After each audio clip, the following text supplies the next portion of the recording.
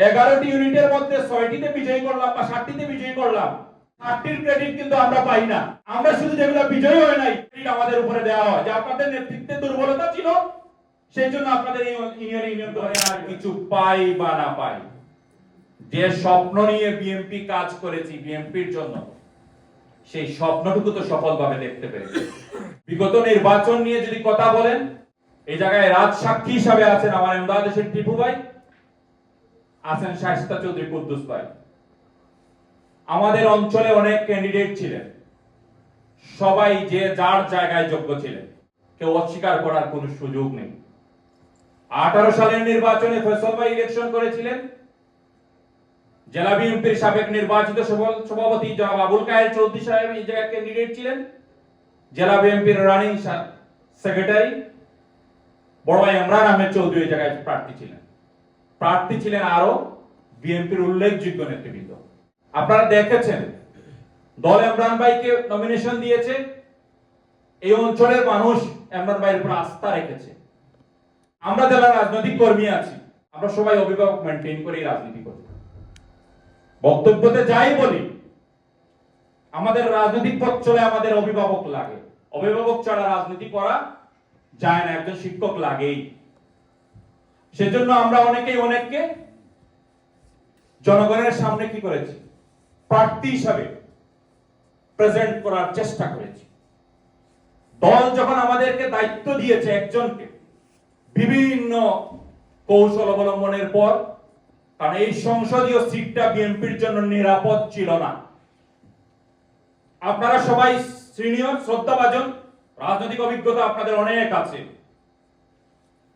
কিন্তু আমরাও তো দেখে এসেছি, আপনাদের ইতিহাস তো আমরাও জানি, দেখেই তো আমরা দলে আসছি।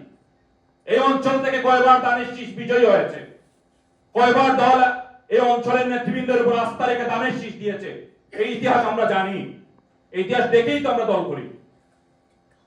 অনেক কঠিন ছিল সিলেট 6 সংসদীয় আসন, সেই আসনে অনেক হিসাব নিকাশ করে আমাদের প্রার্থী দেওয়া হয়েছিল। আমরা সেই চ্যালেঞ্জ গ্রহণ করেছি। প্রার্থী কনফার্মেশনের পরে অনেক রিউমার ছিল যে প্রার্থীকে জয়ী করা যাবে না, এই হবে সেই হবে।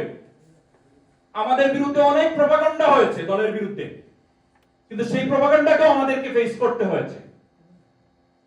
তারপরে দল যখন আলহামদুলিল্লাহ সকল চেষ্টায় বিজয়ী হয়েছে, এমদাদ হোসেন টিপু ভাই আছেন, রাত্রে 2টা-3টায় আমরা বসা হয়েছে, আমাদের গ্রুপিং একসাথে আনার জন্য অনেকেই অনেক শর্ত দিয়েছিলেন। আমি অ্যাডভোকেট আহমেদ রেজা বুকে হাত দিয়ে বলতে পারি, আমি কোনো শর্ত দেই নাই। আমি একটাই শর্ত দিয়েছিলাম, আমরা দানের শীষকে বিজয়ী করতে গিয়ে যে জায়গায় যা করতে হবে আমি অ্যাডভোকেট আহমেদ রেজা সেই জন্য প্রস্তুত। এমদাদ ভাই এই জায়গায় সাক্ষী আছে, শায়েস্তা ভাই এই জায়গায় সাক্ষী আছে। কারণ এই জায়গায় প্রার্থী মুখ্য বিষয় না, বিষয় হচ্ছে আমাদের দল। যারা এই জায়গায় প্রার্থী ছিলেন সবাই এই পরিবারের সদস্য ছিলেন, সবাই আমাদের শ্রদ্ধাভাজন। যিনি বিজয়ী হবেন উনি আমাদের অভিভাবক হিসাবে কাজ করবেন। আমরা যখন 11টি ইউনিটের মধ্যে 6টিতে বিজয়ী করলাম বা 7টিতে বিজয়ী করলাম, এই 7টির ক্রেডিট কিন্তু আমরা পাই না। আমরা শুধু যেগুলো বিজয়ী হয় নাই সেইগুলোর ক্রেডিট আমাদের উপরে দেওয়া হয় যে আপনাদের নেতৃত্বে দুর্বলতা ছিল, সেই জন্য আপনাদের এই ইউনিয়নগুলোতে বিজয়ী হয় না। কিন্তু যেগুলোতে বিজয়ী হয়েছে সেই নেতৃবৃন্দ তো আমাদের নেতৃত্বেই কাজ করেছে মাঠে, সেই ক্রেডিটটুকু আমরা পাই না।